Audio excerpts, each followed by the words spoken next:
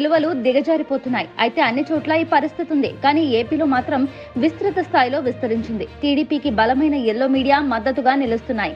ఈ మీడియా పూర్తిగా రాజకీయ ముసుగులో మునిగిపోయాయి. జర్నలిజం విలువలను దిగజార్చి వ్యవహరిస్తున్నాయి. తాజాగా ఈనాడులో వచ్చిన కథనం చూస్తే మరీ ఇంత దిగజారుడా అన్న ప్రశ్న ఉత్పన్నమవుతుంది.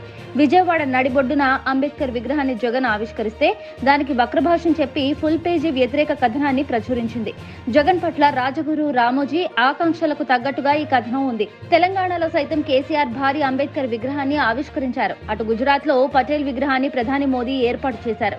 ఈ సందర్భంగా కేసీఆర్ తో పాటు ప్రధాని మోదీని ఈనాడు ఆకాశానికెత్తేసింది. సమైక్య చిహ్న వారసులుగా వారిని పేర్కొంది. ఈనాడు మీడియాలో ప్రాధాన్యత స్థాయిలో కథనాలను వండివార్చారు. ఇప్పుడు అదే పని జగన్ చేస్తే జీర్ణించుకోలేకపోతున్నారు. కనీసం అభినందించకపోగా వ్యతిరేక కథనాలను, తప్పుడు విషయాలను గుర్తు చేసి జగన్ ను ప్రజల్లో పల్చన చేయాలని చూశారు.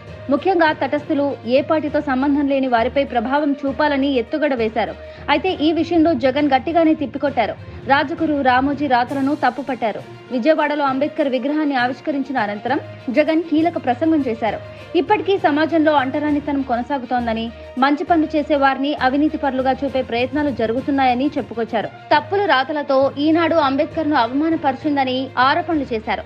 అంబేద్కర్ మాతృభాషను కొనసాగించాలని అభిలాషించారని, కానీ జగన్ సర్కార్ మాత్రం ఇంగ్లీష్ మీడియం బలవంతంగా ప్రవేశపెట్టి తెలుగు భాషను అవమానపరిచిందని ఈనాడులో రాసుకొచ్చారు.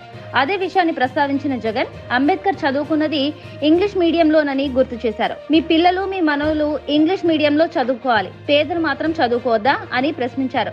దుష్ట చతుష్టయం ప్రయత్నాలను ప్రజలు గమనించాలని, వారి మాయమాటలను నమ్మవద్దని జగన్ విజ్ఞప్తి చేశారు.